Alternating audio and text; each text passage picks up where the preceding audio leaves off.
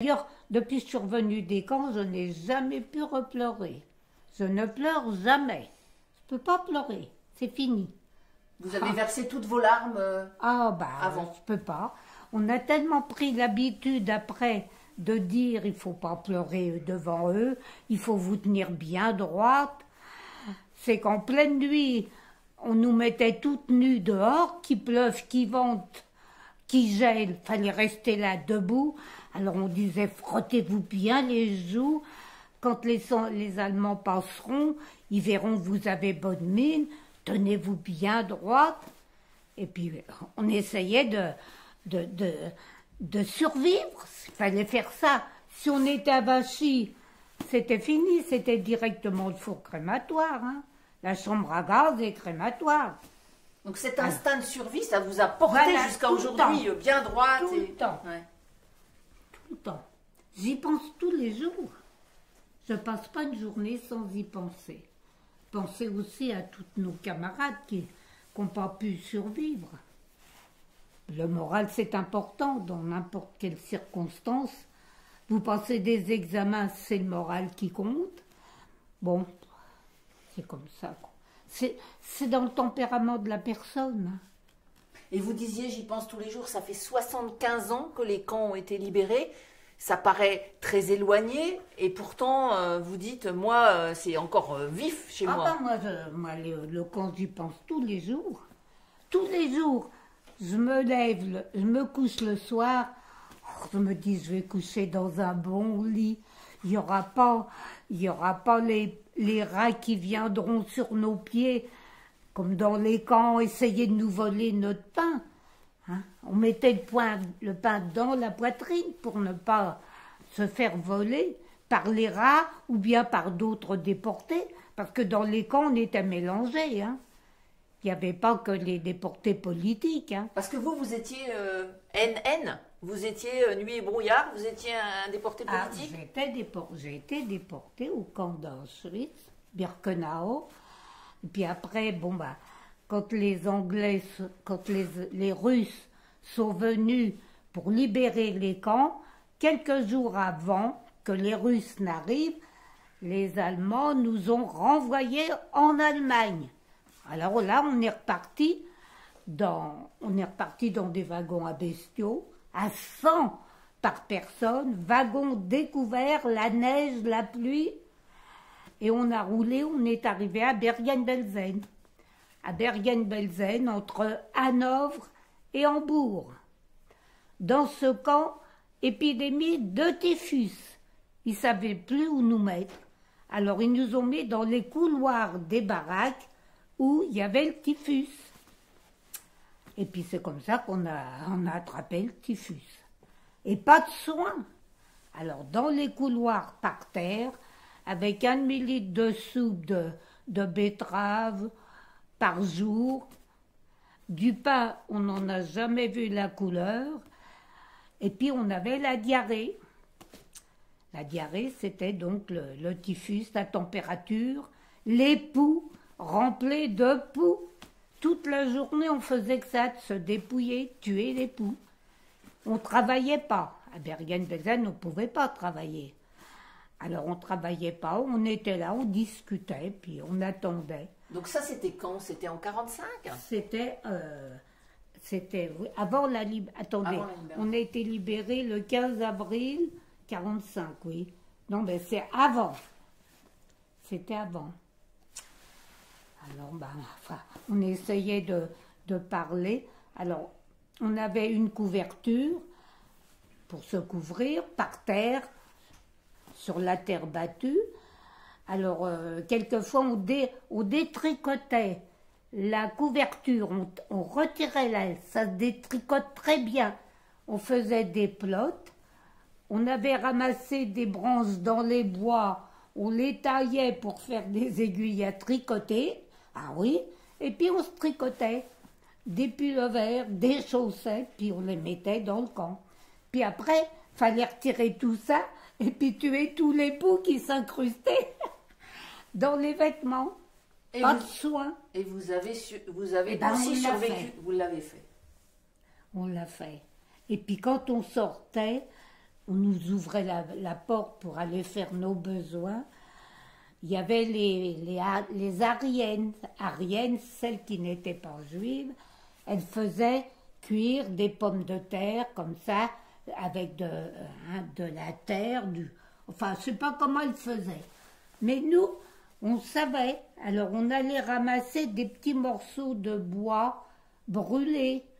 Puis quand on rentrait, venait dans notre baraque, on pilait ce bois brûlé et on le mangeait pour arrêter la diarrhée. On n'avait rien. Charbon, hein. On n'avait rien. Mais aller avaler du charbon de bois sans liquide toute la journée, on mâchouillait. Et puis voilà. Et Bergen-Belsen, alors, ça a été libéré à quel moment? C'était là. Alors, Bergen-Belsen a été libéré le 15 avril par les Anglais, Montgomery. Alors là... Quel souvenir vous gardez de ça? Eh bien, j'ai le souvenir, c'est que c'était un dimanche soir, à 17h, on a entendu les voitures radio passer. Françaises, Français, vous êtes libres.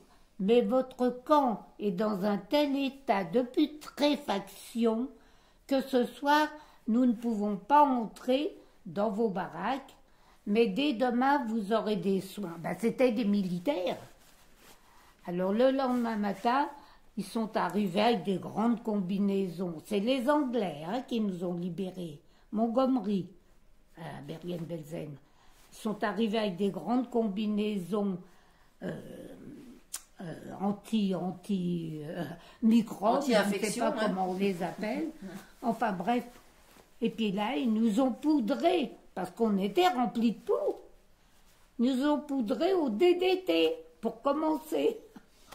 Alors, on était toutes blanches partout. Puis après, ils nous ont distribué des petites boîtes de soldats, vous savez, où il y a des caramels, des cigarettes. Et puis après, on nous a donné du lait chaud. Oui, mais quand t'as la diarrhée, puis boire du lait chaud... Enfin bref, après ils ont fait un tri. Les personnes qui pouvaient être rapatriées ont été rapatriées de Bergen-Belsen, un peu partout, à Paris, enfin en France. Et puis les autres, comme moi, ils m'ont mis dans une maison, dans une grande baraque, avec d'autres malades, pour nous soigner avant d'être rapatriés. Donc, on a été libérés le 15 avril. Mais moi, j'ai été rapatriée que le 7 juin. Parce que j'avais le typhus. Il a fallu me soigner du typhus pour que je ne ramène pas la maladie à Paris. Alors, j'ai été rapatriée après. Et je faisais 28 kilos au rapatriement. Et on a dit à mon père, vous savez, votre fille, elle ne survivra pas. Elle est trop malade, les 2 poumons touchés. J'ai fait 8 ans de tuberculose après, pulmonaire. Quand on vous voit monter les escaliers, on ne s'en rend pas compte. Hein. Oui, mais après, j'étais soignée depuis. Et puis moi, chez moi, j'en ai des escaliers. Hein. Je monte, je redescends. Mais je vais doucement, puis je m'accroche bien à la rampe.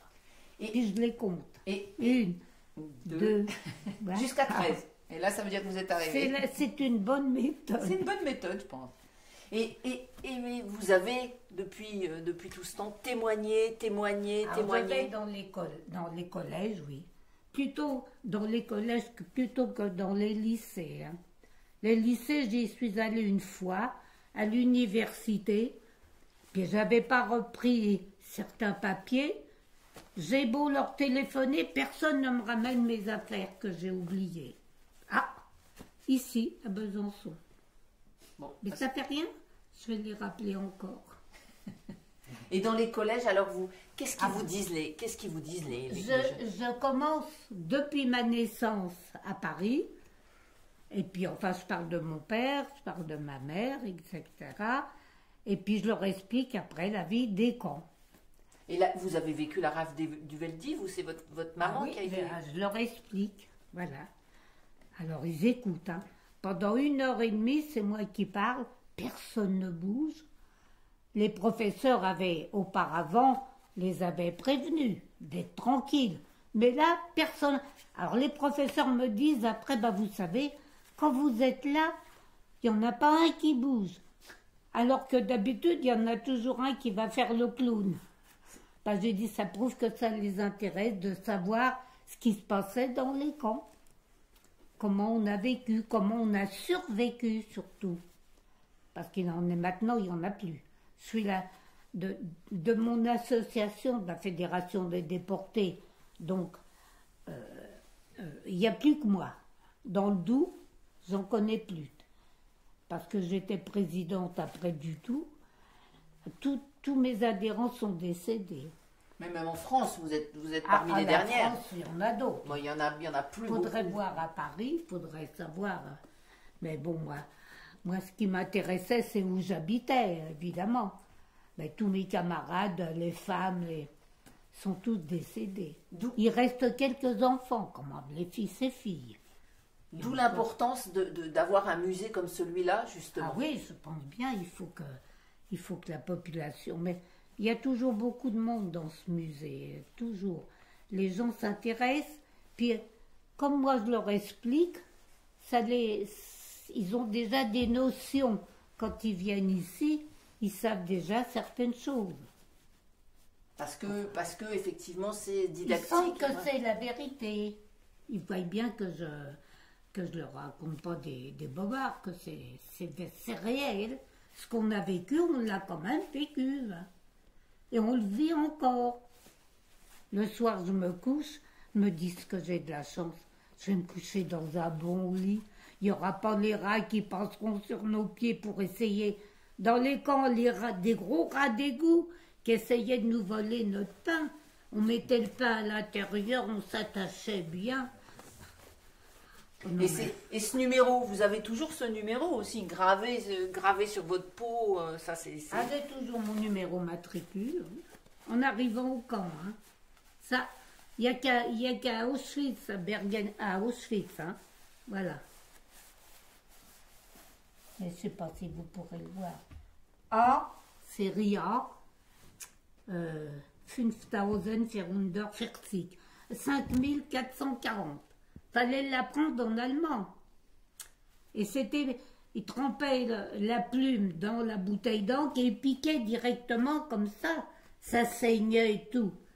Puis vous voyez, j'ai jamais pu l'enlever. Il y en a qui ont essayé de l'enlever, mais tout était en...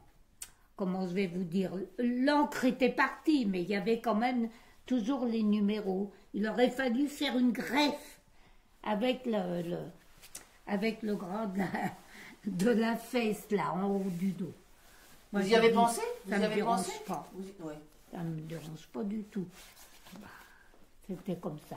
Mais il fallait quand même le savoir par cœur. Hein. Fallait l'apprendre en allemand.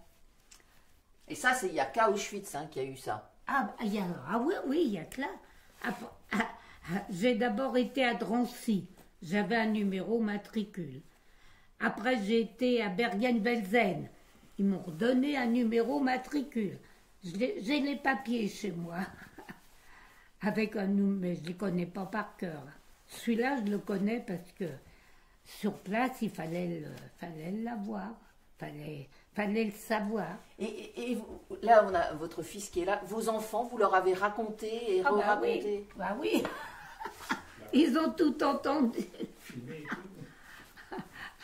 Avec mon mari. Ça, on était un peu strict. Il ne fallait pas faire de croûte de pain. Il fallait pas beaucoup de choses qu'il ne fallait pas faire. Ça, c'est les parents. Hein. Les parents élèvent leurs enfants. Vous aviez connu tellement de privations qu'après, oui, le gaspillage. Enfin, c'était comme ça. Mais... J'ai mon autre fils aîné, mais je lui ai dit, tu viens Gérard aujourd'hui? Oh non, je ne pourrais pas. Il ne peut pas supporter de m'entendre, tout ça, ça le bouleverse de trop, alors il préfère s'abstenir. Alors il ne vient pas, mais il m'aide beaucoup, c'est lui qui m'aide le plus, évidemment. Il est sur place, hein. Il habite à côté de chez moi. On viendra vous voir chez vous si ça ne vous embête pas, voir vos 13 marches là. Comment? Je dis, si ça ne vous embête pas, on viendra vous voir chez vous. Oui, si vous voulez. J'en ai 13, hein. 13 dehors, 13 intérieurs. Hein. Ah oui. Alors, 1, 2, 3, je les compte. Et je me tiens à la rampe. Et je vais doucement. Ouais, oui, en même temps, voilà. Florence, elle avait une petite question à vous poser. Jacqueline, je voulais vous demander, puisque on est 75 ans après, à votre avis, pourquoi vous êtes encore là? Qu'est-ce qui a fait la différence? Ah, si seulement vous pouviez me le dire. J'ignore totalement pourquoi je suis là. Parce que, ben je suppose que c'est parce que je dois encore vivre et encore expliquer. Et j'espère que j'arrive à bien m'exprimer. Et les élèves m'écoutent. Et ils posent très peu de questions, très rarement. Ils sont sidérés en fait. Ils sont sidérés. Voilà, je crois. Alors il y a quelquefois des filles qui posent des questions. Bon, personnelles, c'est différent. Bon. Mais enfin, vous savez, quand on était là-bas dans les camps, on pensait à autre chose que la grivoiserie, hein. Ah oui, on avait autre chose en tête. D'abord, on pensait de pouvoir manger. On pensait qu'il fallait cacher notre pain pour la nuit, qu'on ne vienne pas nous le piquer. On pensait à tout ça. Notre pain, c'était sacré. On le rentrait à l'intérieur, puis on se refermait bien tout. Hein? À Auschwitz, on vous a fait travailler? On vous a fait... Qu'est-ce qu'on vous a fait? On travaillait, on allait creuser. On a fait des tranchées tout le long de la Vistule. Parce que les Allemands pensaient que les Russes allaient venir libérer le camp. On était à la frontière russe, là, polonaise. Alors, ils nous avaient fait faire des tranchées pour des abris, pour eux. Alors, on creusait, on pelletait. Mais vous savez, nous, les jeunes, on avait l'habitude de travailler chez nous avec nos parents. Mais les femmes qui étaient dactylos, qui étaient couturières, qui avaient l'habitude de travailler manuellement, mais sans bouger. Oui, mais quand les Allemands arrivaient, hein, c'était ceux qui étaient habillés avec la tête de mort. C'était des fous. Toute la journée, ils buvaient du schnapps. Ils avaient fait le front russe et c'est eux qui nous gardaient.